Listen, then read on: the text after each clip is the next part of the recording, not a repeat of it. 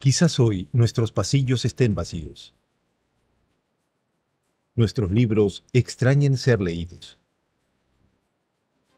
Nuestro auditorio, sus grandes conferencias. Nuestras aulas, su participación en el aprendizaje. Pero la Escuela Nacional de Control no se detiene. Transformamos nuestra metodología de aprendizaje. Nos adaptamos a esta nueva era digital, con herramientas tecnológicas para la actualización y modernización del Estado. Lanzamos nuestra maestría en Control Gubernamental 2021 en modalidad virtual, con el respaldo de la Contraloría General de la República del Perú y reconocido por la SUNEDU. Implementamos nuestros cursos y programas MOOC, a los que podrán acceder desde cualquier dispositivo móvil, en cualquier parte del mundo, disponible las 24 horas. Capacitamos al Sistema Nacional de Control con una innovadora metodología de enseñanza para fortalecer el proceso de aprendizaje a través de aulas invertidas. Realizamos eventos virtuales de manera constante, realizando un evento virtual por día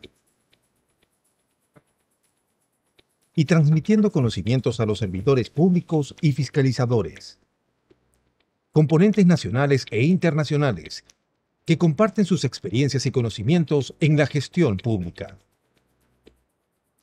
Organizamos mesas de concertación con escuelas del Estado y la red digital con las escuelas de posgrado para la mejora de la calidad de la educación virtual. Próximamente a nivel internacional. Este esfuerzo nos permite continuar con la formación de fiscalizadores, funcionarios y servidores públicos en beneficio de la ciudadanía. Seguimos adelante, renovando nuestra educación de calidad en el año del Bicentenario. Escuela Nacional de Control. Formamos creadores de valor público.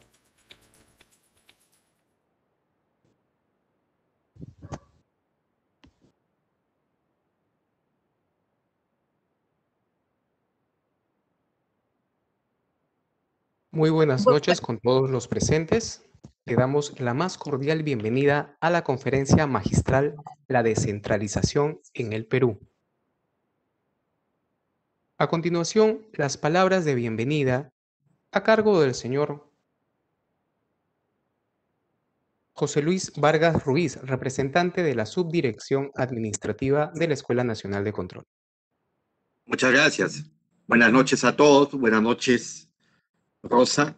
Es un gran placer para mí presentarte en la conferencia del día de hoy, la descentralización en el Perú. Como sabemos, Rosa de Fátima Díaz es contadora pública de la Universidad Ricardo Palma, es egresada de la Maestría de Ciencia Política con mención Gestión Pública de la Pontificia Universidad Católica del Perú. Es especialista en cooperación para el desarrollo de la Universidad Complutense de Madrid, egresada del programa de Gobernabilidad y Gerencia Pública, diplomada en Gestión Pública por Resultados y Planeamiento Estratégico de la Universidad Mayor de San Marcos. Actualmente se desempeña como consultora en seguimiento y monitoreo del programa presupuestal de reducción contra la violencia hacia la mujer e integrantes del grupo familiar del Poder Judicial.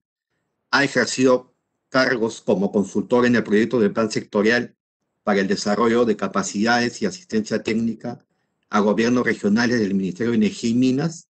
Ha sido jefa de la Oficina de Descentralización del Ministerio de Trabajo y Promoción del Empleo, coordinadora de descentralización y desarrollo de capacidades para el fortalecimiento de la gestión descentralizada del Ministerio de Educación, directora de Presupuesto e Inversiones y presidenta del Grupo de Trabajo para la matriz de gestión descentralizada del Ministerio de la Mujer y Poblaciones Vulnerables. Ha sido asesora también de la alta dirección de la ANA, de la Autoridad Nacional del Agua, y ha ocupado otros puestos importantes.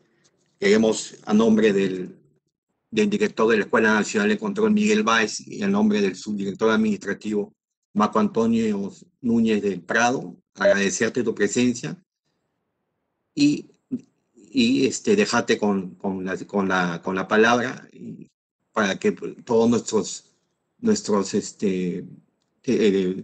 personas que nos están escuchando puedan ver tu exposición. Gracias.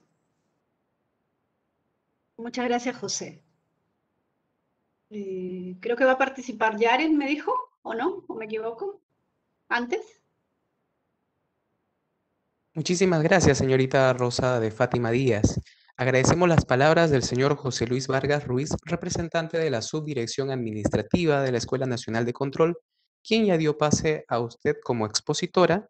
Antes de ello, permítame, por favor, indicar cuál va a ser la dinámica de participación.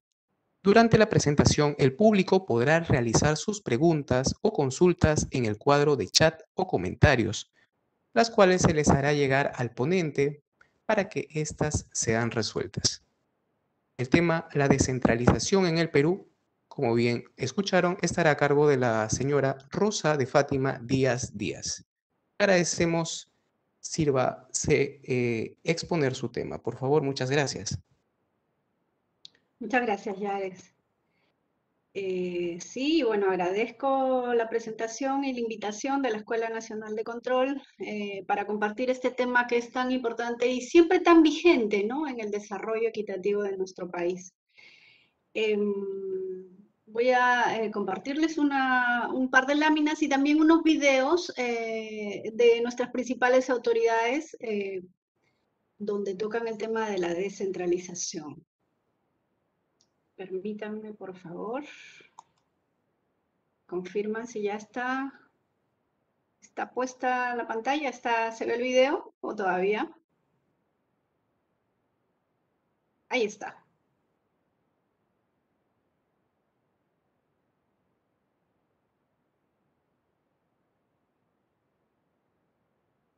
¿Está?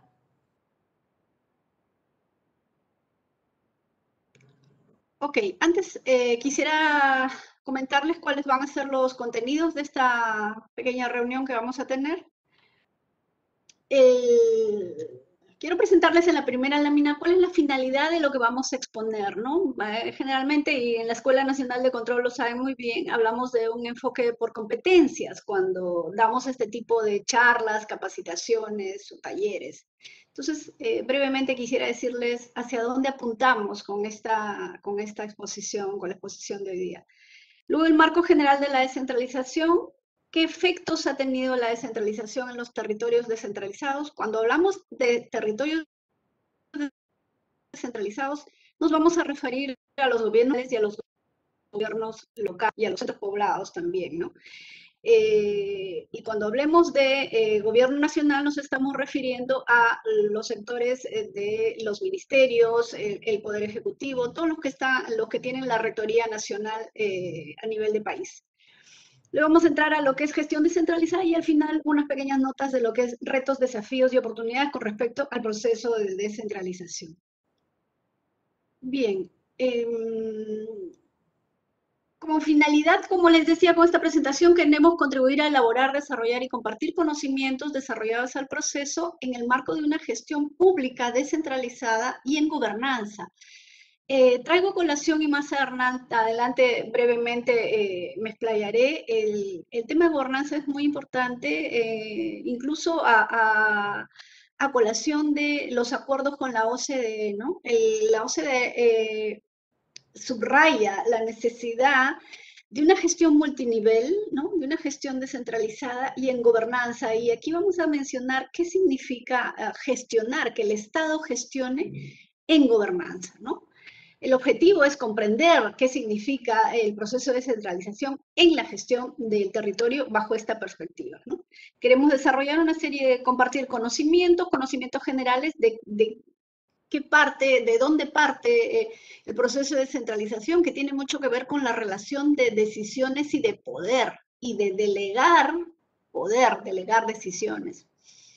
¿Qué habilidades queremos desarrollar? No van a ser unas competencias extensivas como podría ser un curso o una maestría, pero sí pequeñas habilidades con respecto a esta presentación de analizar qué es la delegación del poder y la decisión en el territorio, ¿no?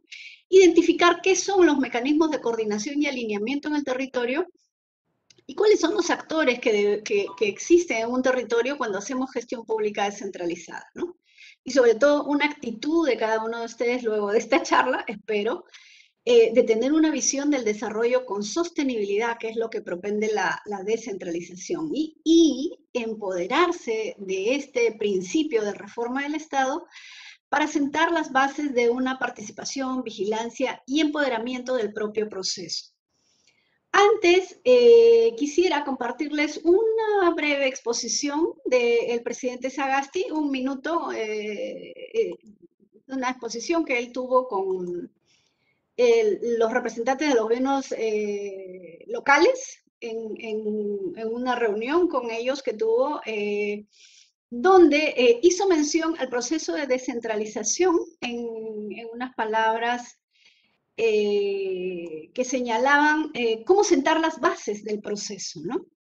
A ver, permítanme, por favor, este breve video de 1 minuto, a fin de que puedan conocer qué es lo que dicen nuestras actuales autoridades con respecto al proceso de descentralización y qué estamos haciendo, ¿no?, con respecto a ello. Vamos primero con este primer video del presidente Sagasti ante las autoridades locales en una reunión hecha en una de las asociaciones que ellos tienen como Munired, si no me equivoco, ¿no? Porque son AMPE, Remurpe, y una de estas organizaciones era la que estaba reunida y donde se invitó al presidente.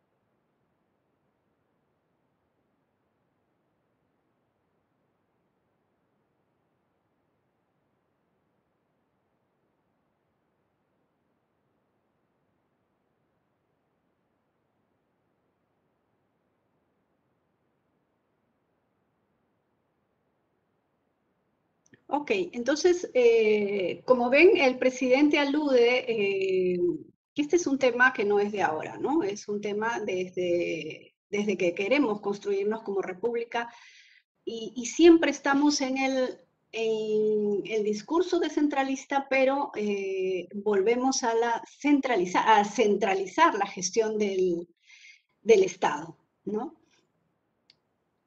Entonces, ¿cómo se ha dado el marco de la descentralización? Primero tenemos que entender qué significa poder, ¿no? El poder es la facultad, la habilidad, la capacidad de llevar a cabo una acción, pero se lleva a cabo esa acción para concretar algo o imponer un mandato por delegación de un ciudadano o de varios ciudadanos.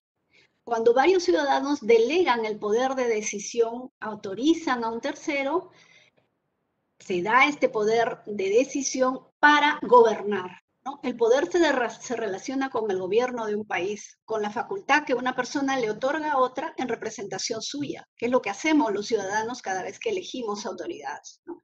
Y para llevar a cabo cierto plan que es propuesto. Entonces, poder implica la autoridad con denotación de superioridad en un sistema jerárquico. Pero la organización de nuestro país, cuando hablamos de Estado, tiene que ver con la forma social, la forma económica, política, soberana y coercitiva, conformada por un conjunto de instituciones que tienen el poder regular la vida cotidiana de nuestro territorio. Y hay diferentes formas de organizarse un Estado. Puede ser un Estado unitario, un Estado federal, como son algunos países, Argentina, Brasil, México. Puede ser un Estado confederado, que es la referencia más cercana que tenemos fue la Confederación Perú-Boliviana, hace muchos años. Y puede ser que es el modelo que ha adoptado nuestro país, un Estado unitario y descentralizado, donde las actividades legislativas, judiciales y algunas estratégicas del Ejecutivo, que las veremos más adelante, se mantienen centralizadas. No se delega, no se transfiere el poder de decisión. Pero la mayor parte de las actividades del Ejecutivo sí se desarrolla de forma descentralizada. Entonces, la actividad estatal, a la vez, a pesar de ser descentralizada, también para algunos efectos, como decíamos, del legislativo y algunas acciones específicas de economía, regulación, se mantiene centralizada. Y para su gestión puede ser centralizada, desconcentrada y descentralizada, ¿no? Centralizada es cuando dependen de un solo centro de decisión, como es el Poder Judicial. Los distritos judiciales o el Ministerio Público, ¿no? Se organizan a través de distritos judiciales, pero dependen jerárquicamente de una sola autoridad. No se delega el poder a ninguna región, ni a algún juez, ni a algún fiscal de algún territorio, ¿no? O de algún distrito judicial. El mandato único lo tiene el presidente del Poder Judicial o la fiscal de la Nación. Son los ejemplos de una gestión centralizada. Una gestión desconcentrada es cuando se traspasa la titularidad de acción a un órgano solamente en los aspectos administrativos, porque en los aspectos de decisión técnica siguen bajo un lineamiento centralizado. Y una forma de organización descentralizada es cuando se distribuye y comparte el poder político, económico, pero pueden mantener algunas actividades estratégicas de forma desconcentrada. Cuando existe descentralización, a la vez también puede haber un Estado que tiene algunas funciones de forma desconcentrada y otras, como es el poder legislativo, centralizada. Ok. Ahí está. Entonces, ¿cuál es la finalidad de la descentralización? En realidad, la descentralización, gestionar descentralizadamente, apunta al desarrollo integral, armónico y sostenible de nuestro país, ¿no? Con la separación de competencias y funciones y un equilibrado ejercicio del poder, con los 3 niveles de gobierno en beneficio de la población. El proceso de descentralización, lo dice el capítulo 4 de la Constitución Política, es por etapas, es ordenado, pero a la vez es irreversible, es permanente, es gradual, es subsidiaria. Esta palabrita subsidiaria que se repite siempre por parte de nuestros servidores públicos, subsidiaria también tiene mucho que ver con decir que la decisión, la gestión de entregar un servicio público o de diseñar una política pública en un territorio, a veces, en la mayoría de casos, el principio de subsidiariedad quiere decir que la autoridad local que está más cercana a una población es quien entiende mejor sus problemas, quien conoce mejor sus problemas y quien debe ejecutar, debe gestionar directamente en la solución de esos problemas. Y, por ejemplo, nos estamos refiriendo a alcaldes de gobiernos locales, ¿no? El principio de subsidiariedad, de delegar poder a alcaldes en un territorio, tiene que ver con que debería conocen mejor la demanda y la problemática de su territorio, en este caso.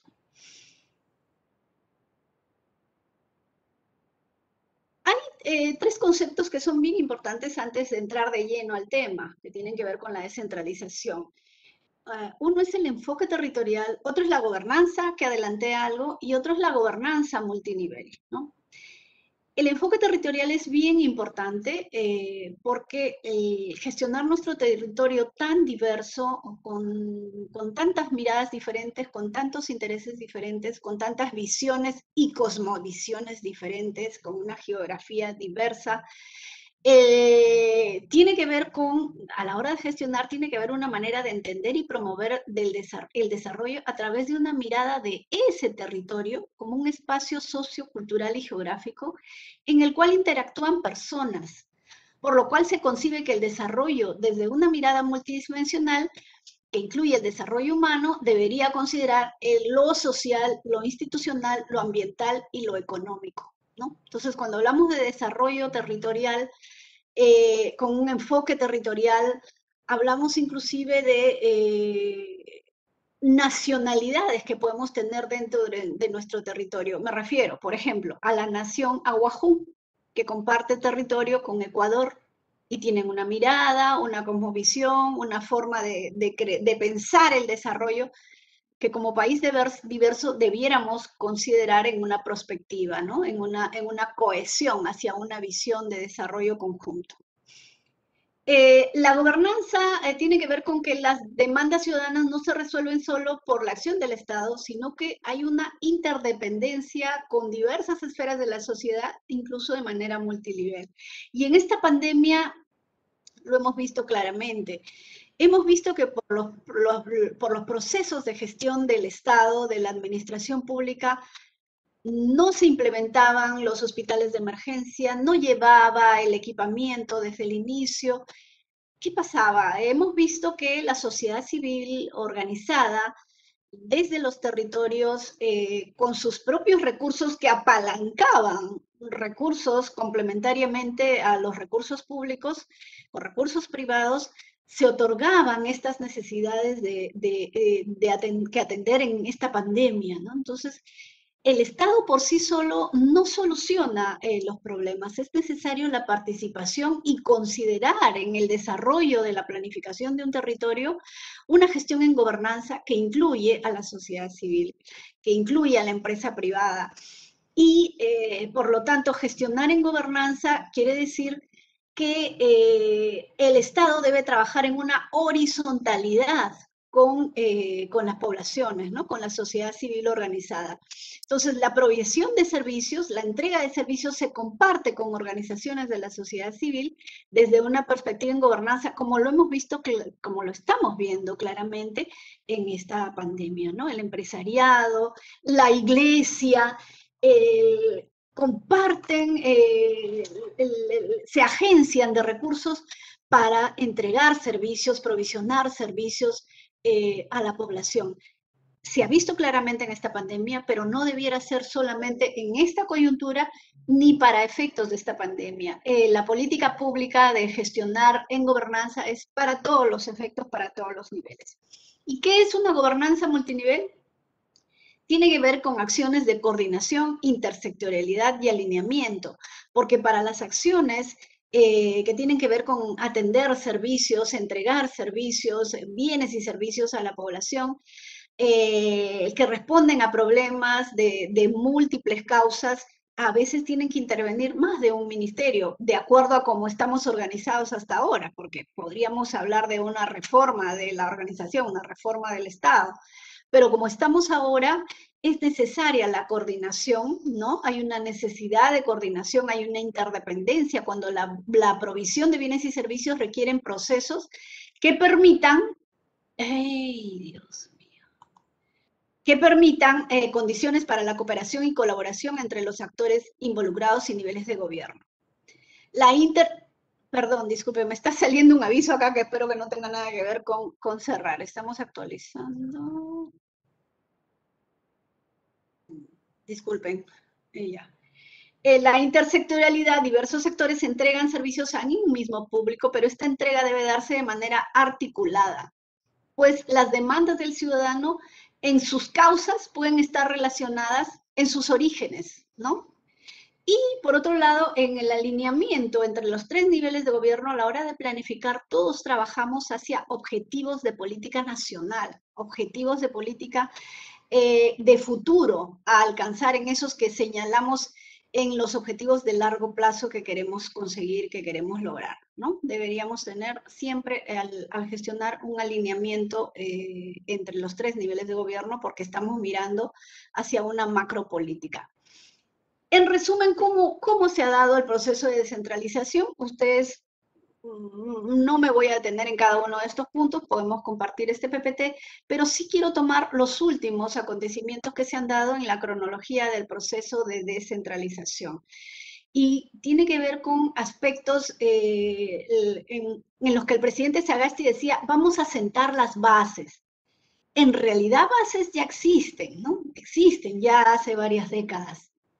Y recientemente, con este último gobierno inclusive, en el año 2017 se modifica el reglamento de organización y funciones de PCM y se precisa que el Consejo de Coordinación Intergubernamental, este consejo que está hace más de una década esperando su reglamento, lo mencionan, lo retoman y lo mencionan en el RUF de PCM y señalan que este consejo dirige el proceso de descentralización e informa al Congreso, ¿no? A la vez en este RUF se crea el Viceministerio de Gobernanza Territorial que tiene a su cargo la Secretaría de Descentralización.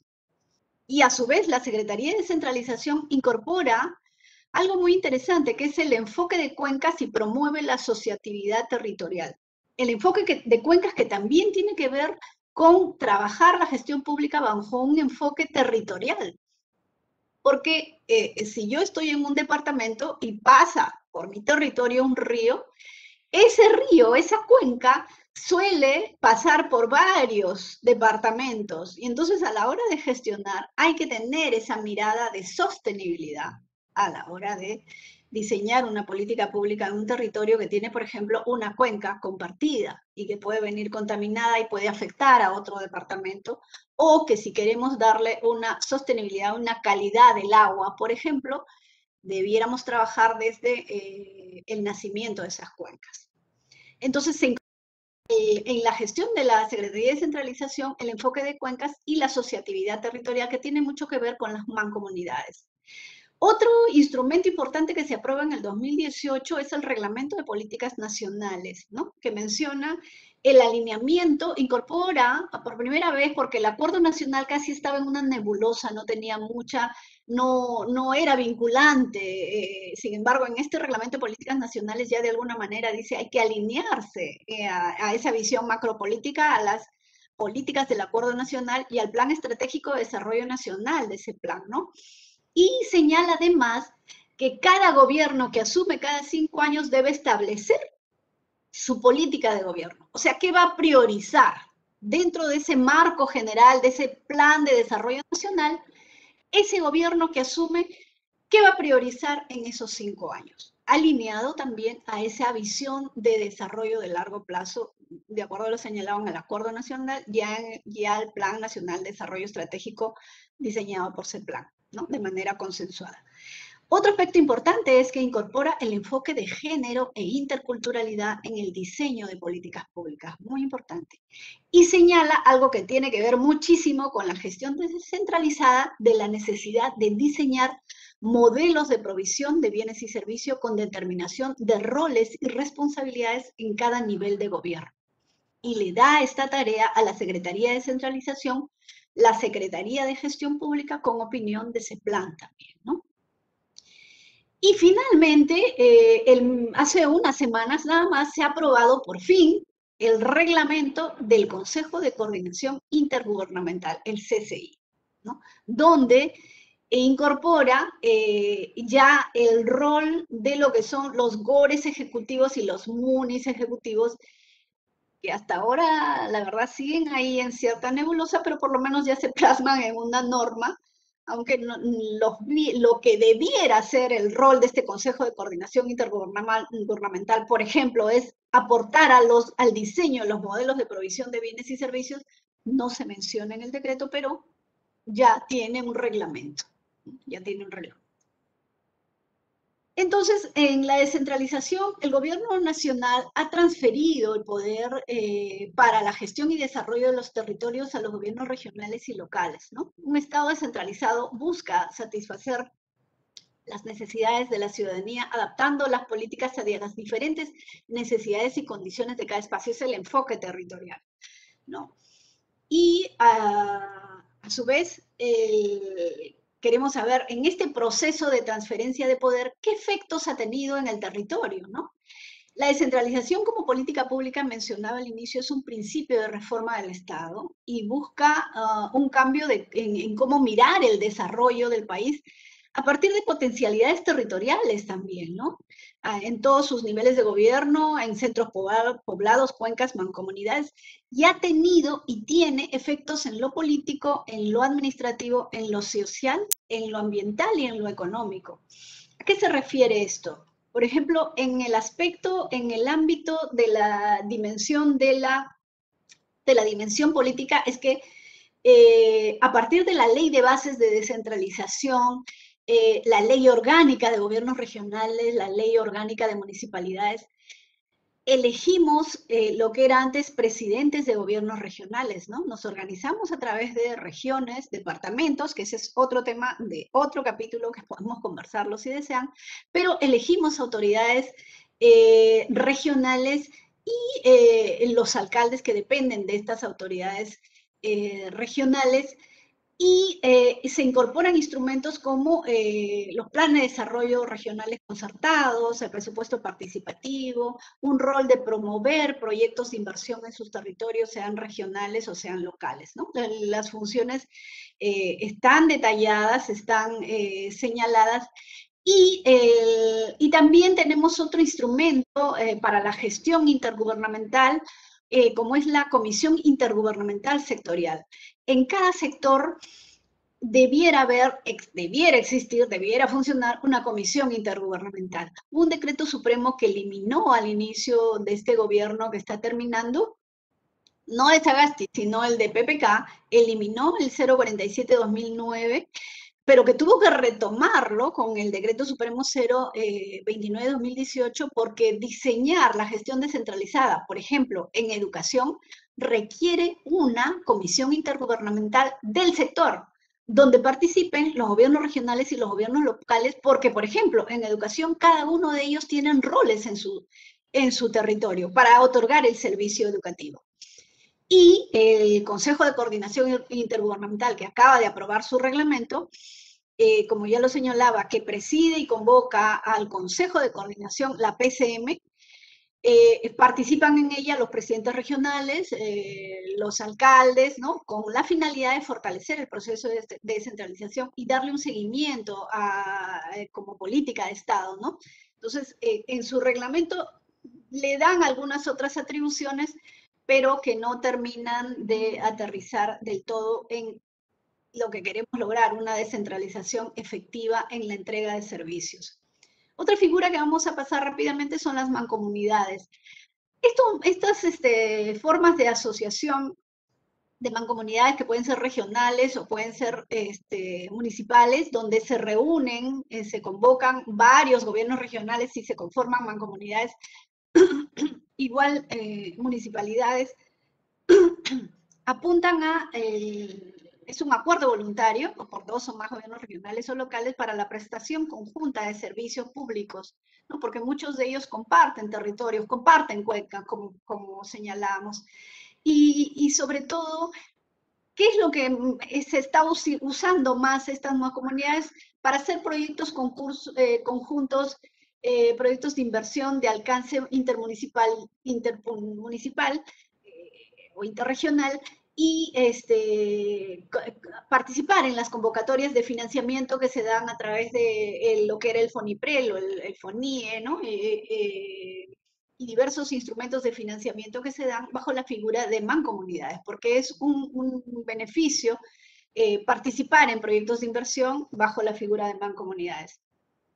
La inversión pública ha sido parte de la evolución del Sistema Nacional de Inversión Pública, ha sido parte del proceso de descentralización. Se han ido delegando facultades de aprobación de proyectos de inversión, ¿no? Se ha ido delegando progresivamente niveles de autorización, de aprobación de proyectos de inversión, ¿no? Entonces, esa es una dimensión económica de la descentralización, perdón. Y ya en diciembre del 2020, la anterior ministra Alba señalaba, miren, en diciembre del 2020 señalaba que la inversión seguía concentrada, la mayor cantidad de inversión seguía concentrada en los gobiernos regionales. De haber estado concentrada en el gobierno nacional a través de los ministerios, a través de esta delegación, la mayor cantidad de recursos de inversión, si juntamos lo que se otorga a los gobiernos regionales y a los gobiernos locales, supera más del 60-70% de lo que es la asignación presupuestal para proyectos de inversión a los gobiernos descentralizados, ¿no? Entonces, esta es la dimensión económica que tiene el proceso de descentralización. Y a su vez también hay una dimensión fiscal muy importante que está también detenida. Si bien el plan de incentivos municipales como instrumento del presupuesto por resultados del MEF, de alguna manera le señala algunas metas de recaudación a los gobiernos locales, a ver, en el sentido de a ver qué tanto recaudas, qué tanto ejecutas y te doy el incentivo de darte más presupuesto si logras las metas a las que te comprometes. En realidad la dimensión fiscal tiene que ver con una descentralización fiscal, ¿no? Que es la facultad de crear, recaudar, administrar sus rentas e ingresos propios y aprobar sus propios presupuestos, ¿no? Se rige obviamente bajo un principio de gradualidad, pero estamos bastante atrasados en lo que es la descentralización fiscal.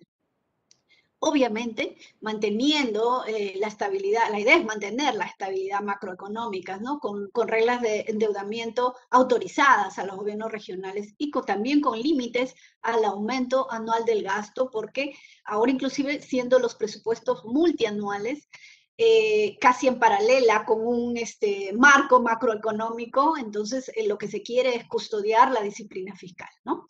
La idea de la descentralización fiscal es tener recursos para la gestión descentralizada, promover la inversión descentralizada y a la vez la integración económica. Apunta hacia un mediano plazo, o a un largo, esperamos que no sea sino el mediano plazo, hacia una regionalización sostenible, ¿no? Es estimular el proceso de integración territorial para conformar regiones competitivas y sostenibles.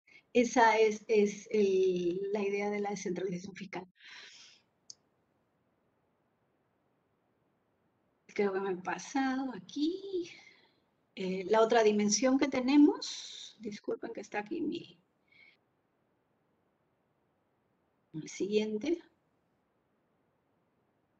Ahí. La dimensión administrativa es de lo que más se ha tratado, ¿no? Cuando se habla, pero ya se le ha delegado competencias, tiene funciones, no tiene capacidad de gestión, a pesar de que tiene las funciones, etcétera. Las funciones, las competencias con respecto a diversos quehaceres de la política pública tienen tres características. Son exclusivas, compartidas y delegables. Exclusivas son las que decíamos al inicio, que se gestionan de manera centralizada, ¿no? Y es que tiene que ver con competencias exclusivas a cargo del gobierno nacional que no han sido transferidas, que no son delegadas ni nada por el estilo, y tienen que ver las funciones, las acciones que tienen que ver con defensa nacional, con relaciones exteriores, con el orden interno, moneda, banca, regulación, son competencias exclusivas del gobierno nacional, pero sí se han compartido competencias con gobiernos regionales y locales en la mayoría de funciones del Poder Ejecutivo, que es educación, salud, agricultura, comercio, turismo, minas, transporte, comunicaciones, ambiente, etc. A su vez, los gobiernos regionales pueden delegar las competencias que les han transferido a gobiernos locales y tienen funciones compartidas en servicios de educación, por ejemplo, los 3 niveles de gobierno. Un aspecto que tiene que ver con la rectoría, exclusividad del gobierno nacional, un aspecto que tiene que ver con el desarrollo del territorio y la implementación de la política regional, adaptándola a la caracterización del territorio, y en muchos casos la ejecución directa del servicio a través de los gobiernos locales, ¿no? Se han utilizado diversos criterios y para las asignaciones y las transferencias de funciones, ¿no? Que han tenido que ver con los principios de subsidiariedad, ese del que hablábamos, de provisión, de proporcionalidad, qué capacidad de gestión tiene, y de concurrencia, ¿no? Entonces, cada nivel de gobierno implementa políticas, planes alineados y articulados de acuerdo a las competencias exclusivas, compartidas o delegadas de las que dispone, ¿no? que ha recibido. Entonces, se puede decir qué etapas, en resumen, ha tenido la dimensión administrativa. Una primera etapa tuvo una etapa normativa de transferencia. En una etapa durante el gobierno de Alan García, recuerdan ustedes el shock descentralizador, habían recursos, mucha captación de recursos y se quería que se ejecuten. Entonces se agilizó la transferencia, pero para transferir funciones era necesario desarrollar capacidades, era necesario fortalecer la rectoría, brindar asistencia técnica, brindar equipamiento, recursos humanos, etc. Entonces ese shock no vino acompañado del todo para poder gestionar con los recursos que eran necesarios. Entre el 2012 y el 2015, la Secretaría de Descentralización entra en una etapa de fortalecimiento del proceso, ¿no? Diseña acciones de mejora continua, diseña un plan de supervisión de cómo se estaba ejerciendo las competencias, qué efectos estaba teniendo en resultados, ¿no? en impactos, en la calidad de vida de la promoción de la población. Eso se detuvo y a partir de este gobierno que está terminando, se implementan los GORES y los MUNI ejecutivos que más tienen una característica de asambleas, pero no de impulsar la gestión descentralizada del todo, ¿no? Tiene un carácter todavía por revisar. Quiero, antes de, no sé si cortar aquí, yo creo que estamos con el tiempo ajustado, mejor vamos. Quiero compartirles qué significa gestionar con enfoque territorial, ¿no? ¿Qué significa la gestión descentralizada? Generalmente mencionaba, si mal no recuerdo en este video, el presidente Sagasti, a veces se cree que el Perú es igualito, como la Pampa Argentina, lo que señala él, ¿no? Y entonces se planifica como si todo el Perú fuera igual, ¿no? Hay una planificación homogénea. Este es un ejemplo de qué sucede cuando se entrega material educativo, cuando se distribuye material educativo, por ejemplo, para una región como Madre de Dios, ¿no? El gobierno nacional, a través del Minedu, planifica una distribución homogénea del material de educación, los materiales y recursos educativos. Entonces, de manera gráfica, estamos señalando que se envía parte del Ministerio de Educación y llegan generalmente a las direcciones regionales de educación, específicamente a las unidades de gestión local, a las UGEL, ¿no? A las UGEL que existen en cada dirección regional. Distribuye los materiales, pero sucede que a veces la capacidad operativa es insuficiente. Los materiales suelen llegar a las UGELs, pero no llegan a la institución educativa, que es donde se entrega el servicio, ¿no? Materiales y recursos educativos no solo para los niños, niñas, adolescentes, sino para los docentes, porque también necesitan su material educativo, necesitan sus equipos, trabajo, etcétera, sus aspectos metodológicos, sus bibliotecas y todo ello, que va mucho más de entregar solo materiales a los niños. Entonces, muchas veces estos materiales se quedan en las UGELs y no llegan a los puestos de entrega de servicio, que son las instituciones educativas. Entonces, hay una capacidad operativa insuficiente. Y entonces sucede que algunos gobiernos locales, de manera voluntaria y discrecional, reprograman sus planes operativos y asignan recursos para prestar la gasolina, el vehículo. Y aquí también se da un tema de gobernanza, porque los padres de familia dan sus mulas para que vayan a recoger el material de la UGEL, ¿no? La Fuerza Aérea, la iglesia, etc. En una acción de gobernanza para que llegue el material educativo. Y entonces este problema de una planificación homogénea para la distribución, una capacidad operativa insuficiente, una acción voluntaria y discrecional por parte de los gobiernos locales, se da pues por una desarticulación entre la política y la planificación, desarticulación en los procesos de gestión e imprecisión en las responsabilidades. ¿Quién hace qué? Pero hasta la entrega del servicio. No que yo distribuyo hasta acá y aquí se quedó y espero. No es así. Entonces, en esta problemática tiene que ver mucho con la gobernanza y la gestión con enfoque territorial, ¿no? Entonces, si miramos nuestro Estado es un Estado unitario y descentralizado, moderno, exclusivo, etcétera, con una visión compartida, como ya lo hemos señalado, con una planificación concertada y estratégica, con políticas públicas definidas de manera democrática y participativa, con una evaluación y rendición de cuentas de forma transparente. Entonces, este Estado, a través de la implementación de políticas públicas que se diseñan con la participación de no solo del sector público, sino de la comunidad y el sector privado, aterrizan a través de políticas, planes y programas, ¿no? Y se implementan a través de la gestión pública. La gestión pública,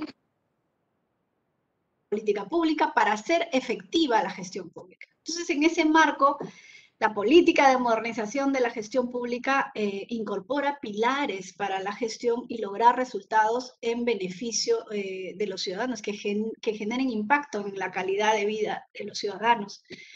La modernización de la gestión pública incorpora el enfoque por resultados, con un Estado al servicio de la ciudadanía, con canales de participación, con un Estado descentralizado y desconcentrado, transparente, etcétera.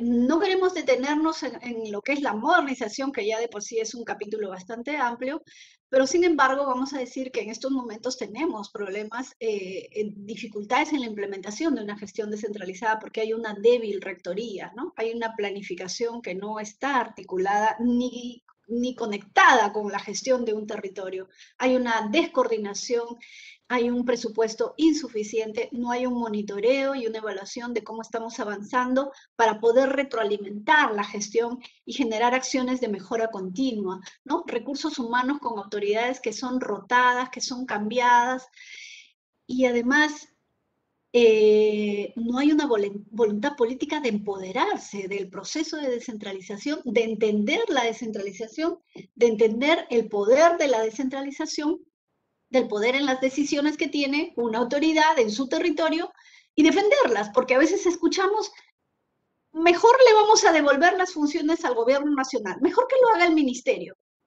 Pierden todos los beneficios que da el proceso de empoderarse, del proceso de descentralización, ¿no? Y entonces, ¿por qué? Porque la descentralización pues requiere arreglos institucionales, ¿no? Ha requerido un alineamiento y una articulación de las políticas, pero también una reorganización de la propia estructura de los estados descentralizados, ¿no? Requiere desarrollar capacidades, requiere trabajar con un enfoque territorial y, por supuesto, en gobernanza requiere un mapeo de los actores involucrados en los servicios que entregamos, ¿no? La coordinación, intersectorialidad y alineamiento tiene que ver con el definir una cadena de valor, ¿no? Hacia ese objetivo de largo plazo al que aspiramos, qué resultados queremos lograr, qué metas queremos lograr en el mediano plazo y, por lo tanto, qué servicios debo entregar para lograr esos resultados en mediano plazo, ¿no? Y cada sector debe saber qué actividades debe llevar a cabo para lograr esos productos. Y para ello, cada nivel de gobierno debe tener un ciclo de producción en la entrega de servicio, debe pensar en diseñar políticas territoriales con caracterización del territorio, planificar el territorio, lograr el financiamiento, porque caben verdades, ciertamente a veces ellos solicitan presupuesto y son recortados por todo lado y lo que solicitaron de acuerdo a lo que planificaron no tiene financiamiento, pero también mirar la ejecución, que quiere decir la provisión del servicio, mirando el punto de entrega. Por ejemplo, la institución educativa, ¿no? Gestionar de manera descentralizada es mirar el punto de entrega, desde dónde viene toda esa cadena de valor para la entrega de un servicio y, por supuesto, el monitoreo y la evaluación.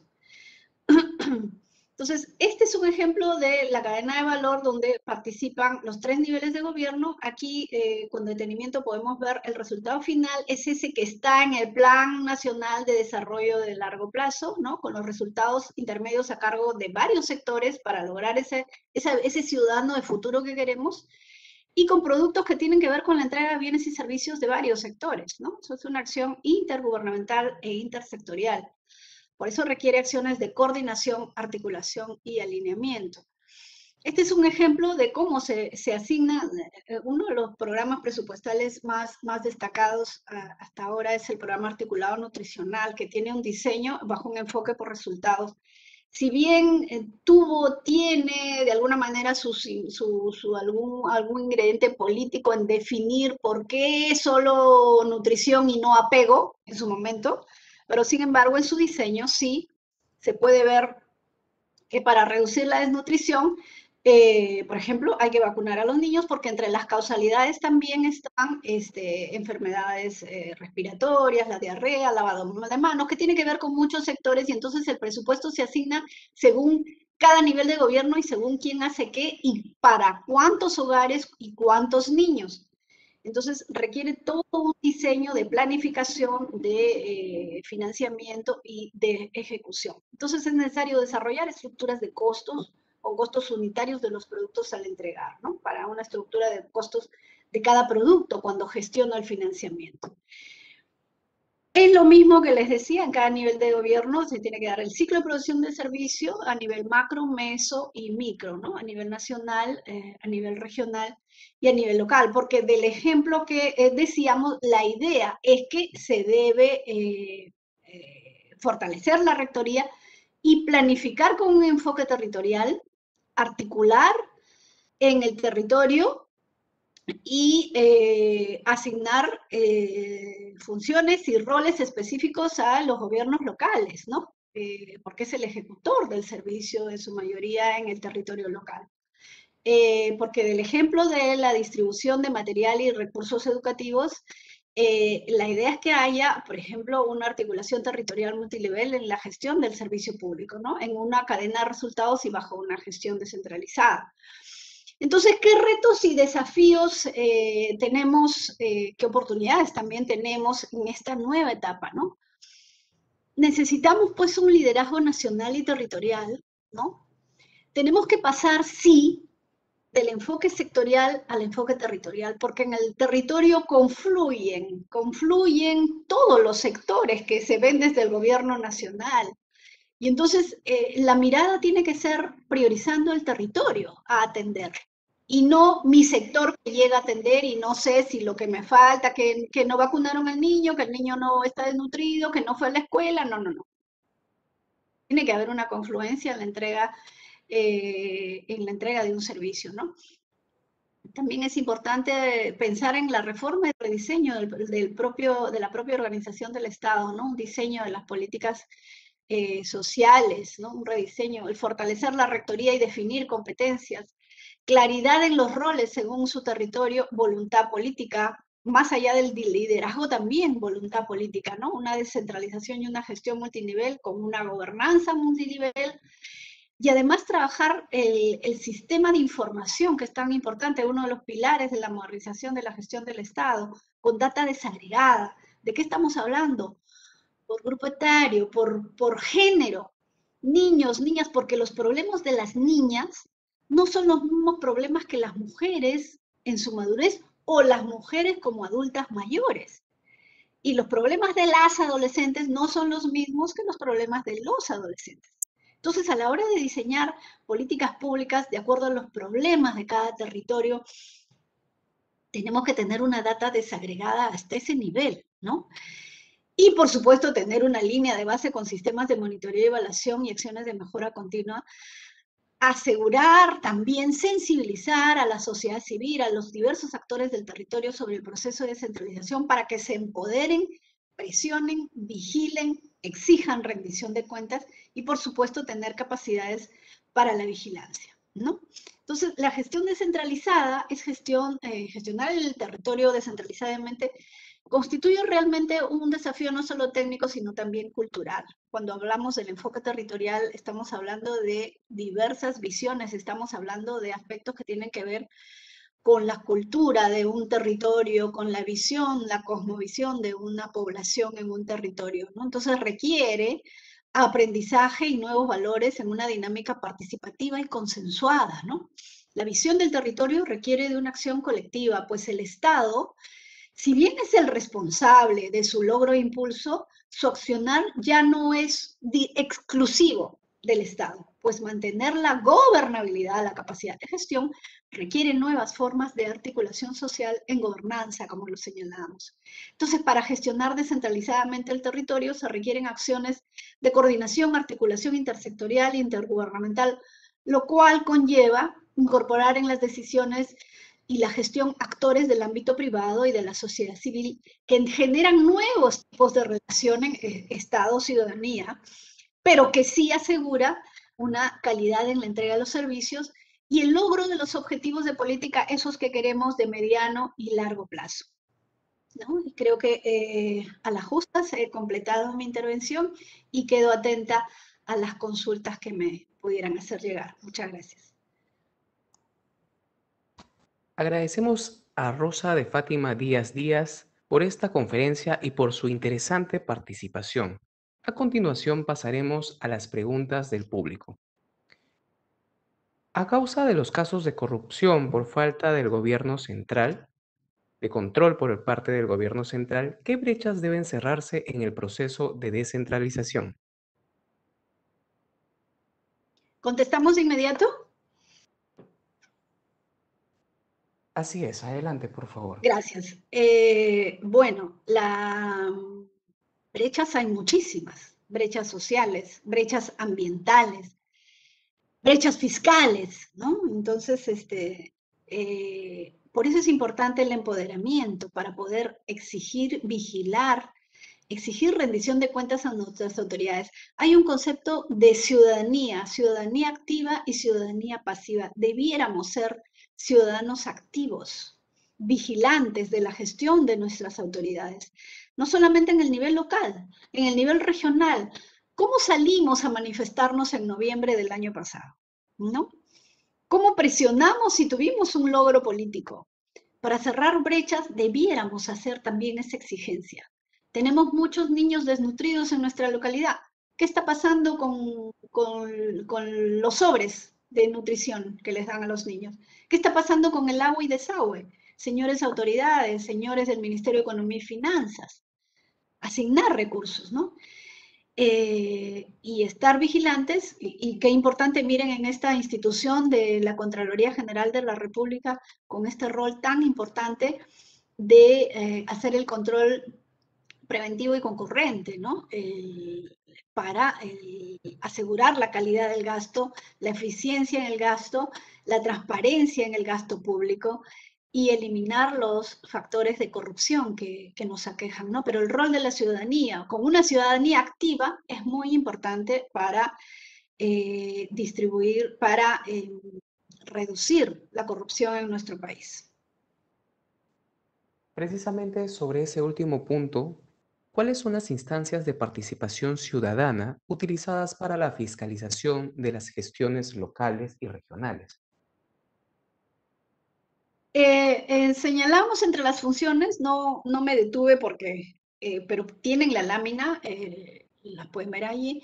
Existen los consejos de coordinación, ¿no? Que son una especie de, se puede decir, una pequeña asamblea adjunta a una autoridad, que son funcionarios elegidos en un territorio, ¿no? Y tienen una representación política también. Al tener una representación política, tienen una representación de un grupo poblacional que los representa.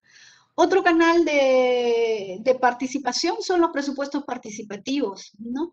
El modelo de presupuesto participativo en el diseño de una política pública no solamente nace desde el Estado. El presupuesto participativo, por ejemplo, nace desde una experiencia de la sociedad civil. Si bien ya habían otras experiencias como en Porto Alegre, en Barquisimeto, En Villa El Salvador se inicia este modelo de participación por buena voluntad de su alcalde de entonces, y al convertirse en un modelo de participación de toda esa población, de decir qué obras debemos priorizar, cómo se debe gastar, en qué momento se va a gastar, y al presentar este modelo, al conocer este modelo, el Ministerio de Economía y Finanzas lo incorpora y lo pone en agenda y lo difunde a nivel nacional. Entonces, el presupuesto participativo, si bien con el presupuesto por resultados, por ahí como que ha bajado un poquito, pero son canales de participación. Por supuesto, estar vigilantes a la transparencia de cada institución pública. Y la transparencia no solamente es publicar en la página web, ¿no? No es solamente publicar en un diario. La transparencia puede ser en la pizarra al ingreso de la municipalidad. Cómo se está gastando, a quién se está contratando, qué antecedentes hay de ese proveedor, ¿no?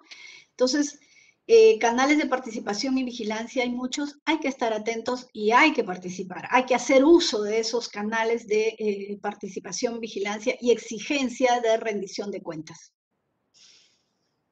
Respecto a la gobernanza multinivel, ¿qué ocurre con los objetivos de desarrollo sostenible que se han planteado por el CEPLAN para este año?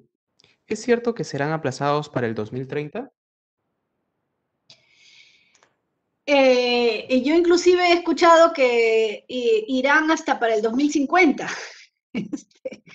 El Centro Nacional de Planeamiento Estratégico, CEPLAN, el órgano rector de la planificación en nuestro país, bueno, desde hace varios años, desde su creación, viene diseñando el plan estratégico, era el 2010, era el bicentenario, era el 2030, y ahora he escuchado a su jefe, a su presidente, que pretenden hacer un plan estratégico al 2050.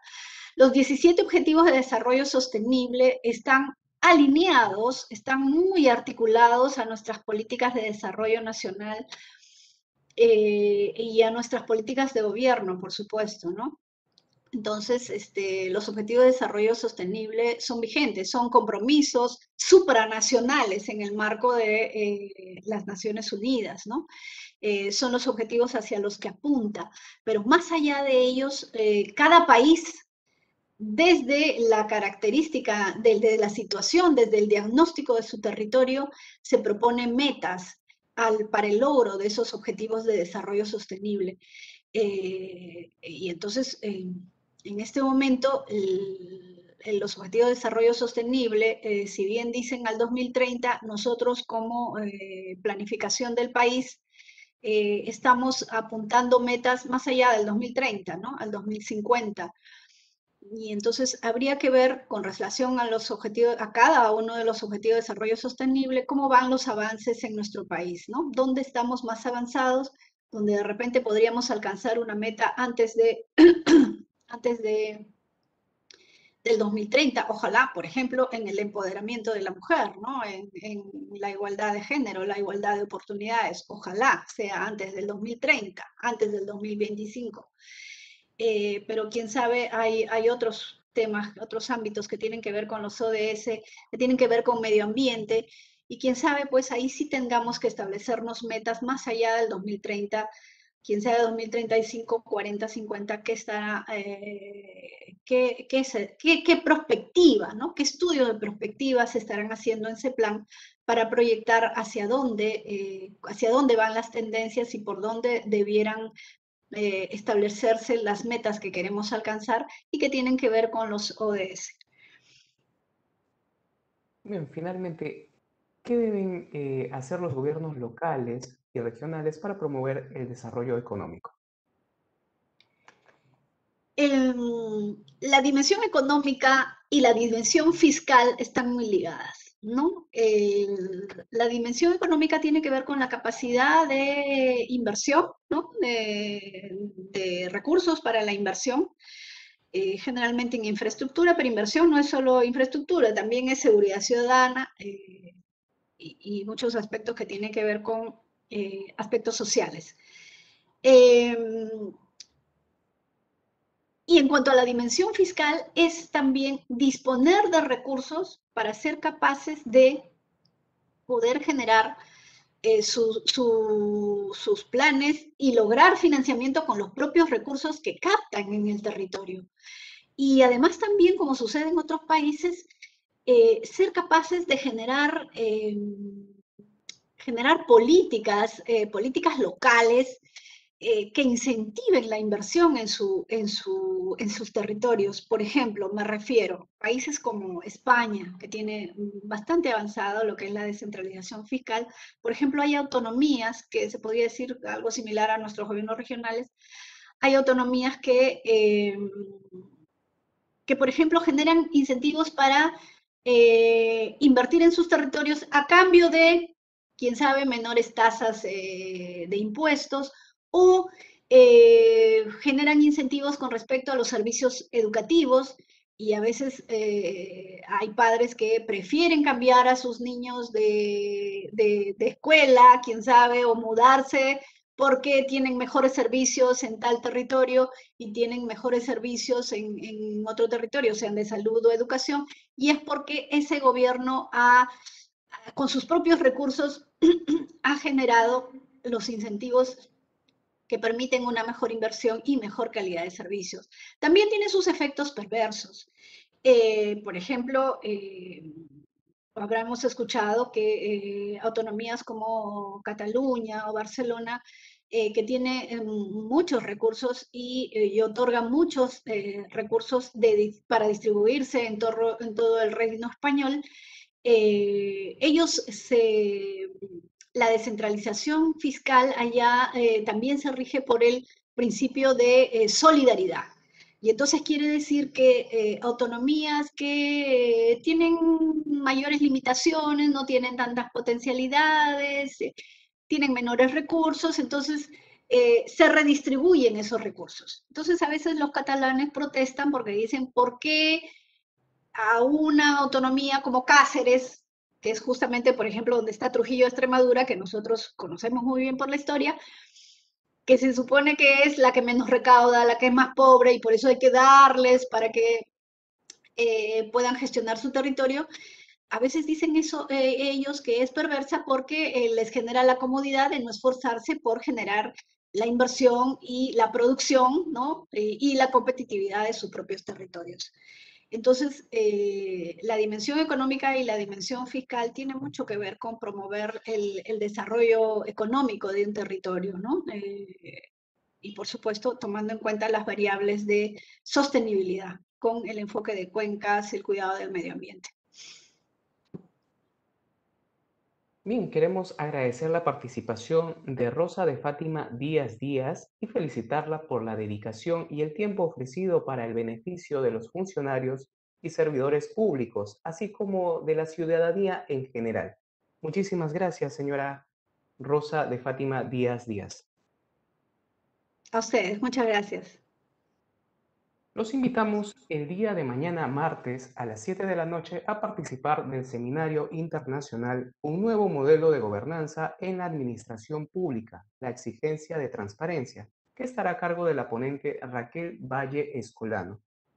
Se les recuerda que para acceder a las constancias de participación electrónica, deben de cumplir con las condiciones de participación. De ser así, estas serán enviadas a los correos electrónicos registrados en un lapso de 25 días hábiles posteriores a la realización del evento.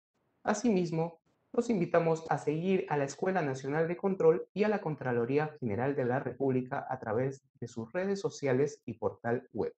Que tengan todos ustedes muy buenas noches.